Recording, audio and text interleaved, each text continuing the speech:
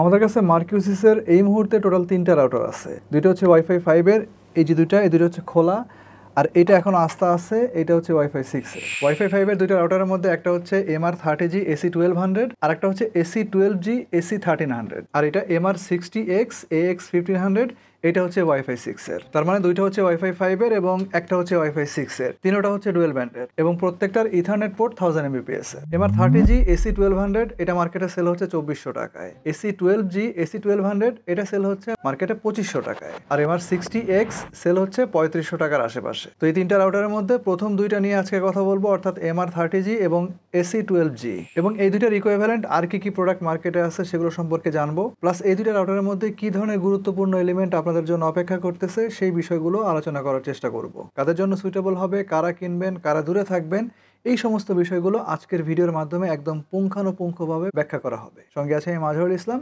এবং আপনারা দেখছেন টিএসপি।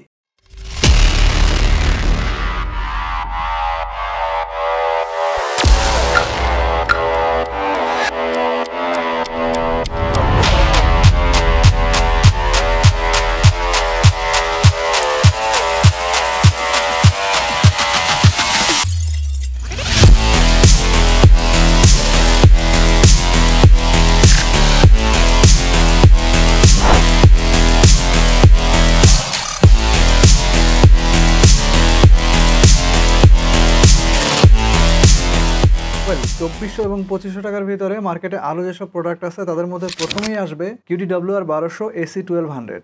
এটা নন গিগাবিট রাউটার যার অফিসিয়াল প্রাইস হচ্ছে 2300 টাকার আশেপাশে। ডিলিংকের DIR 841 AC1200 যার কেবলমাত্র ওয়ান পোর্টটা হচ্ছে 1000 Mbps এর, বাদবাকি পোর্টগুলো হচ্ছে আপনার 10/100। এটার অফিসিয়াল প্রাইস 2500 টাকা। টিপিলিংক C54 AC1200 এটা নন গিগাবিট, এর অফিসিয়াল প্রাইস হচ্ছে 2400 টাকার আশেপাশে।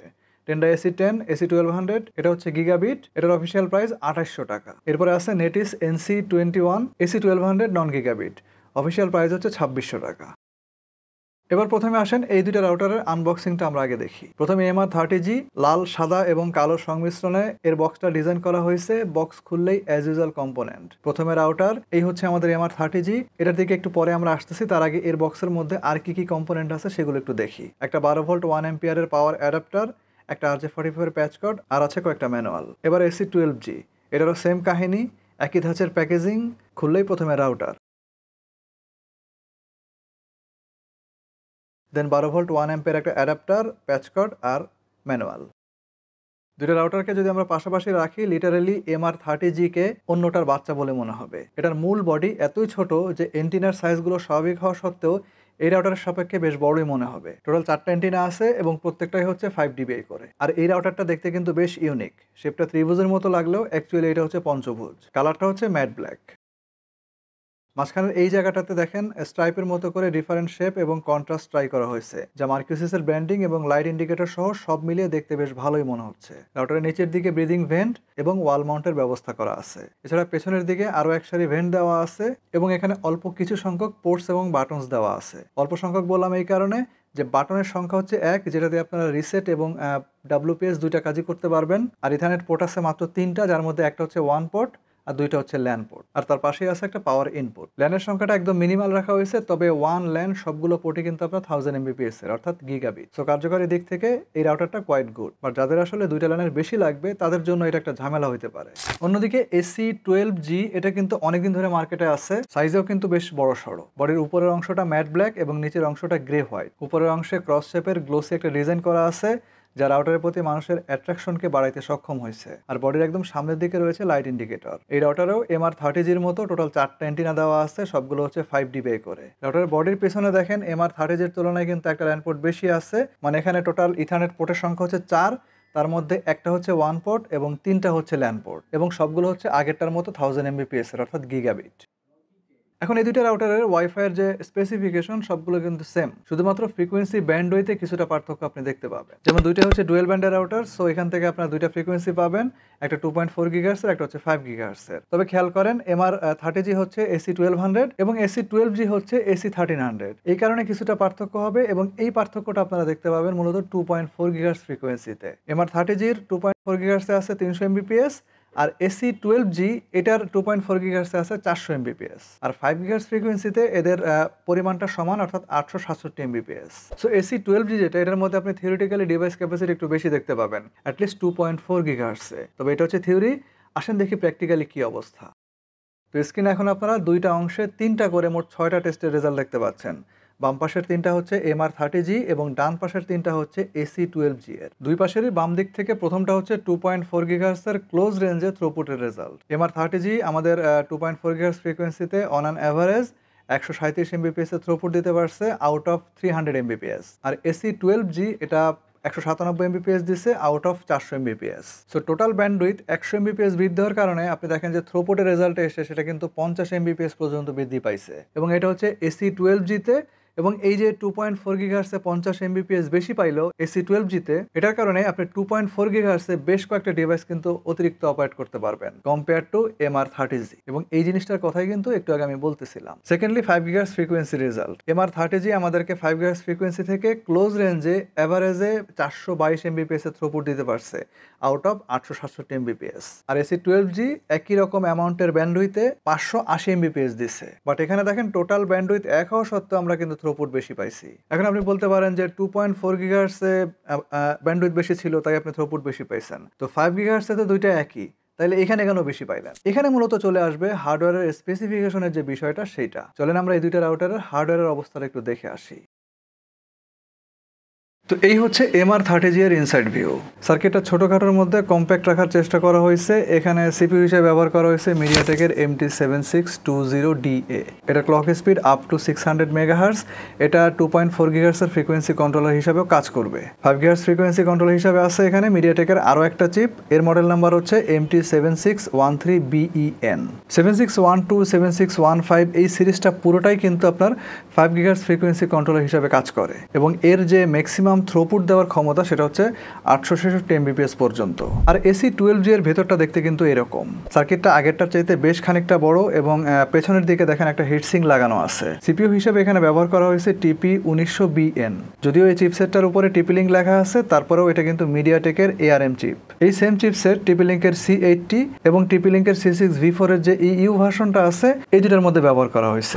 C80 তে এটা মিডিয়াটেক হিসাবেই লেখা আছে, বাট আপনি মডেল নাম্বারটা যদি খেয়াল করেন দেখেন একই। যাই হোক, এটার ক্লক স্পিড হচ্ছে 1.2 GHz, আর C6 এ দেখেন এখানকারটার মতোই TP Link হিসাবে দেওয়া আছে। যাই হোক, এই চিপসেটটার ক্লক স্পিড হচ্ছে 1.2 GHz। আর নিচের দিকে দেখেন পাশাপাশি দুইটা মিডিয়াটেকের চিপসেট দেওয়া আছে। বাম পাশেরটা হচ্ছে MT7761N, এটা হচ্ছে 2.4 GHz এর ফ্রিকোয়েন্সি কন্ট্রোলার, আর ডান পাশের চিপসেটের মডেল নাম্বারটা হচ্ছে MT7762N, এটা হচ্ছে 5 GHz এর ফ্রিকোয়েন্সি কন্ট্রোলার। এটা বেশ হাই পারফর্মিং একটা SoC, এবং এটা 5 GHz A up to 1300 Mbps পর্যন্ত ডাটা থ্রুপুট মেনটেন করতে সক্ষম। সুতরাং বেশ পপুলার এবং হাই পারফর্মিং চিপসেট ব্যবহার করা হয়েছে AC12G তে কম্পেয়ার টু MR30, এবং এর যে প্রভাব সেটা থ্রুপুটের ভিতরে কিভাবে পড়ে সেটা কিন্তু একটু আগে আপনারা দেখছেন। আর দুইটা রাউটারের মধ্যে ফ্রিকোয়েন্সি অনুসারে যে এন্টিনার ডিস্ট্রিবিউশন একদম সেম। দুইটা এন্টিনা রাখা হয়েছে আপনার 2.4 GHz এর জন্য, আর দুইটা এন্টিনা রাখা হয়েছে 5 GHz এর জন্য।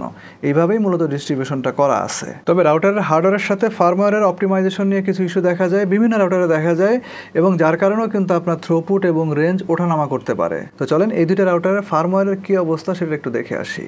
আচ্ছা, তার আগে বলি MR30G এবং AC12G দুইটার ফার্মওয়্যার কিন্তু হুবহু সেম, একদম কার্বন কপি। তো আমরা MR30G দিয়ে আপনাদেরকে দেখায় দিতেছি। আপনি AC12Gর মধ্যে গেলেও একই রকম কিছু দেখতে পাবেন। তো এই হচ্ছে আমাদের MR30G মডেলের ফার্মওয়্যারটা। নর্মালি আপনি বিভিন্ন রঙের কালার এখানে দেখতে পাবেন। এরকম কালার আসলে খুব একটা দেখা যায় না ফার্মওয়্যারের মধ্যে।